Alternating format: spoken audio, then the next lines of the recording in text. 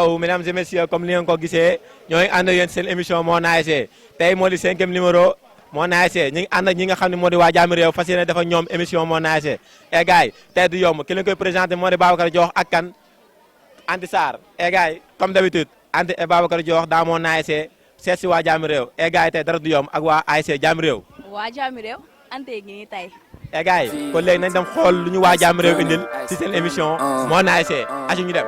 Yàkkamti nawetaan egsi gëm naa si football ay tekki yàkkamti nawetaan egsi fils gëm naa si football ay tekki yàkkamti nawetaan egsi gëm naa si football ay tekki yàkkamti nawetaan egsi fils gëm naa si football ay tekki yeewu 6 heures du matin trën nawetaan bu jot may dama jóg rëng gëm naa si football ay tekki di toppandoo Messi gis naa li loolu rek a fi gën yàkkamti signé ba tukki dem kaaw jaaree fa tekki si lu mu gën a gaaw moo tax may rayante entraîné xëcco pour qualifier jël coupe bi ay sebi laaw toj naa kadee ba léegi maa ngi senior at yaa ngi dem ma si gën a ti fort may mbir butoru zone bi. waaw mbokk yi xarit yi ba léegi yeneen seen émission Mon ASC avec l'ASC Jàmmi Réew ki ñu toogal nag nekk ku ñu ràññee ci équipe bi nekk tamit benn koo xam ne ancienne gloire la tamit du ma ko présenté dama koy bàyyi comme d'habitude moom mu présenté boppam wax ñu mooy kan sëñ bi ñu ngi lay nuyu. waaw maa ngi leen di nuyu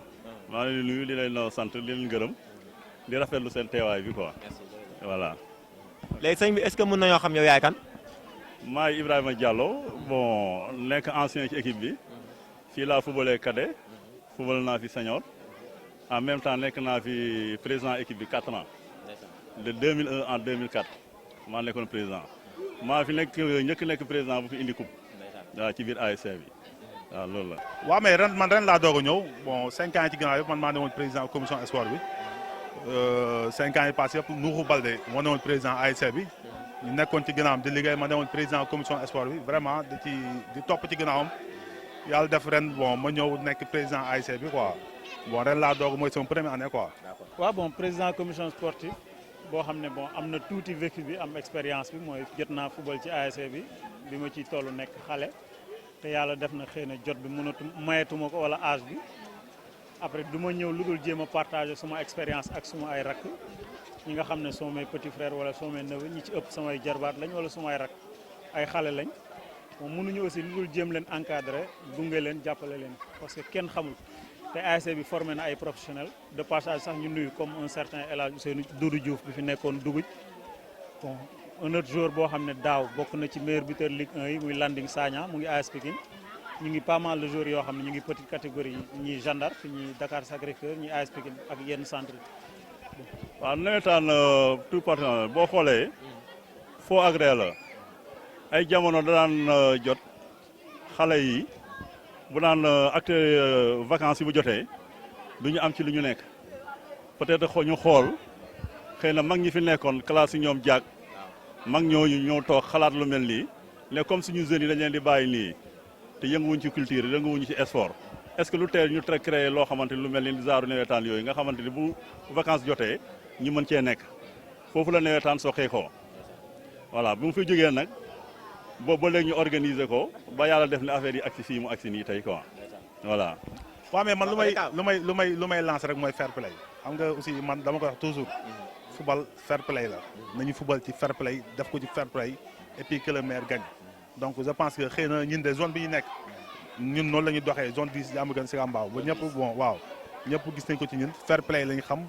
président yi boo leen gisee da ngay yaakaar ni sax ci kaw tribune yi ay doomu bàjjan lañu dañuy kaf di foodere ku gagné ñu ànd nekk ci leneen quoi donc je pense que loolu mooy volet sport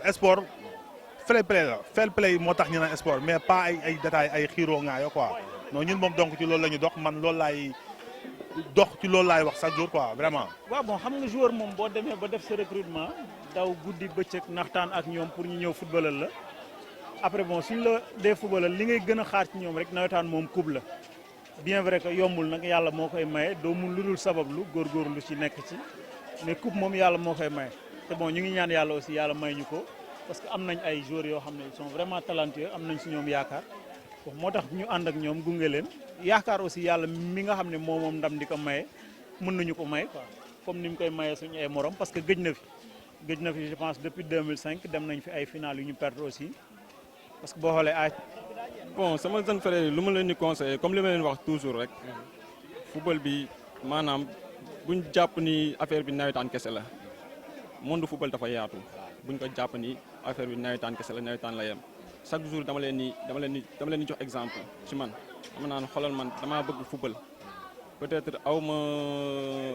jamono yi ñu ñuy football dëgg moyen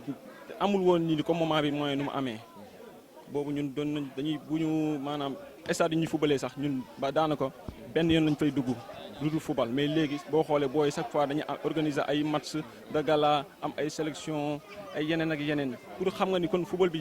jamono ji la gën a yomb que ay 2001. c'est vrai léegi dafa mel ni yow yàgg nga ci équipe bi nga xam ne moo di Jàmmi Réew Jàmmi Réew ban année lañ ko créé. 1985. par qui. bon ay mag ñoo ko créé ñu mel ni ñoom Makumba Gueye ay ñoom grand Badji bëri na ñoom Pape Ba bëri na ay ñoom grand Dieye mag ñooñu daal ñoo toogoon xalaat ne quartier bi ñu nekk jot na mu am ASC ñoo ne bi ñu toogee waxtaanee ko ñu xalaat ko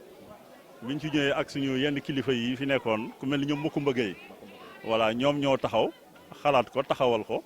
ñun ñi nekkoon ci ay xale ñuy ñëw ñu formé ñu nekk ci ba tey ñu wëlbatiku ñëw nekk dirigeant ci kaw kii bi.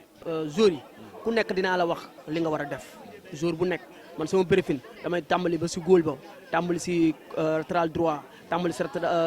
stoppeur libéraux latéral gauche tàmbali si milieu terrain tàmbali milieu offensif milieu défensif xam nga tàmbali si numéro même numéro 10 bi tàmbali si numéro 9 ba excentré droit excentré gauche ñoom ñëpp ku nekk dama lay wax li ngay def te vraiment boo xoolee sunu match bi passé booy li ma leen wax lépp lan def te biñ ko defee dañoo gis résultat. d'abord man li may ñaax sama waa koñ mooy ñu nekk benn préparer match bi ci nekk benn et puis aussi tamit ñu leen di sensibiliser ci fair play et puis di leen ñaax ci jàmmoo nekk benn préparer match bi vraiment bañ a am affaire de indiscipliné ñu dem ci jàmm àgg ci jàmm dóor Sicap Mbao ñibbisi. ñun à notre niveau à l'ASC Jàmmi Réew dañoo am benn bureau ñu am benn groupe boo xam ne mooy chargé de l'organisation à tout moment dañoo am ay secteurs yi chaque semaine chaque samedi wala chaque dimanche dañuy daje di waxtaan ak supporters yi di leen ñaax ci mën a préparer match bi mais aussi bu ñu demee stade tamit mën a fexe am ci benn comportement boo xam ne ñoom bu ñu ko wonee rek dinañ leen respecter mooy ci jàmm. loolu daal moom xam nañ ne ñu ngi koy def à tout moment ñu ngi communiquer ak ñoom ñu ngi waxtaan ak ñoom di leen sensibiliser ci li nga xam ne mooy un bon comportement envers les autres envers les adversaires bañ a saaga bañ a tooñ bañ a def dara mais aussi tamit def ko ci dans la discipline et puis vraiment loolu daal laa xam ne ñun ñu ngi koy def quoi di sensibiliser les jeunes. nawetaan egsi gëm naa si football ay tekki yàkkamti nawetaan egsi fils gëm naa si football ay tekki yàkkamti nawetaan egsi gëm naa si football ay tekki yàkkamti nawetaan egsi fils gëm naa si football ay tekki yow gëm naa si football ay tekki yow gëm naa si football ay tekki yow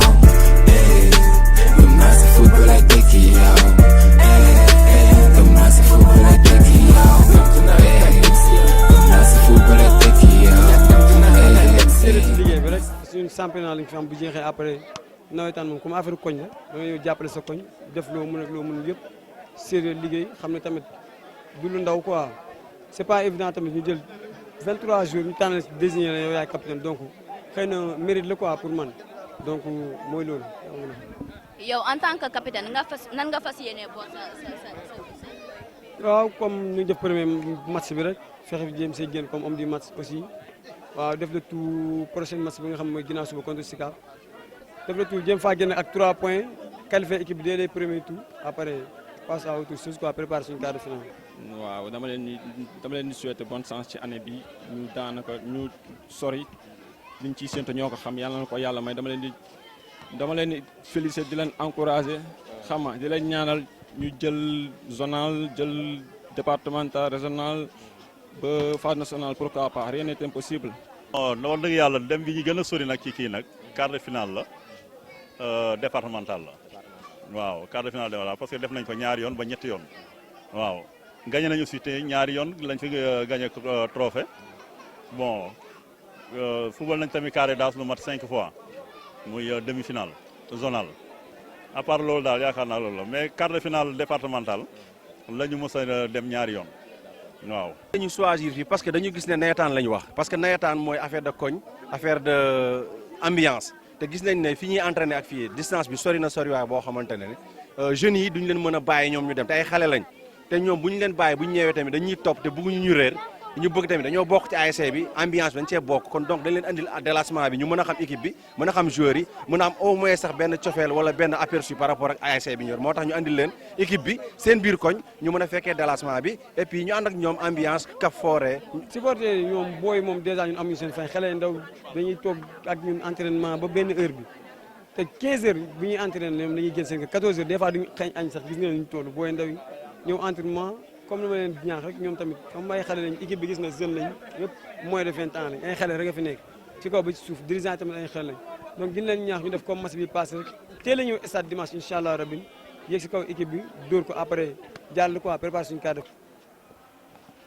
waa gars yi comme ni nga ko gisee c'était votre émission Mon ASC avec l'ASC Jàmmi Réew mu nekkoon seen 5e numéro Mon ASC fii nga xam ne moo di zone 10 bu Diamaguène Sicap Mbao ki leen ko présenté tudd Babacar Diokh ànd ceeg kan Soxna Anti Sarr. Bon, mesdames et messieurs, c'est pas Soxna Anti Sarr, c'est mademoiselle Anti Sarr. Bon, mesdames et messieurs, ñu ngi leen di remercier di leen jox dig daje ba beneen yoon ak yeneen ASC ci yeneen i numéro. Next xaar leen ñu dégg ngeen. Gars yi ba beneen yoon ak yeneen i ASC si yeneen i zone jaajëf waay.